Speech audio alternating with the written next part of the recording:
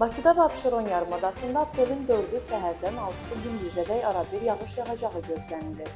Milli Hidrometeorologiya Xidmətindən verilən məlumata görə yarımadanın bəzi yerlərində yağışın intensivləşəcəyi, 4-ündə gün ərzində isə qısa müddətli güclü olacağı, şimşək çaxacağı ehtimalı var.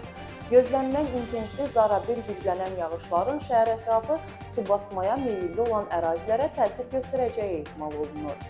Azərbaycanın rayonlarında aprelin 4-ü səhər qərb rayonlarından başlayaraq 7-si səhərədək hava şəraitinin fasilələrlə yağıntılı olacağı, bəzi yerlərdə yağıntıların intensiv ayrı-ayrı şərqi rayonlarında isə güclü olacağı, şimşək çaxacağı, dolu düşəcəyi, bəzi dağlıq ərazilərdə qar yağacağı gözlənilir.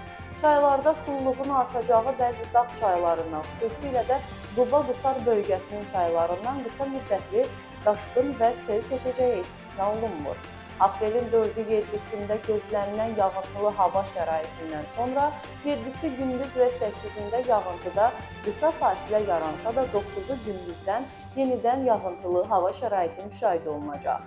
Qeyd edək ki, aprel ayının birinci 10 günlüyündə ölkə ərazisində hava şəraiti dəyişkən fasilələrlə yağıntılı keçəcək.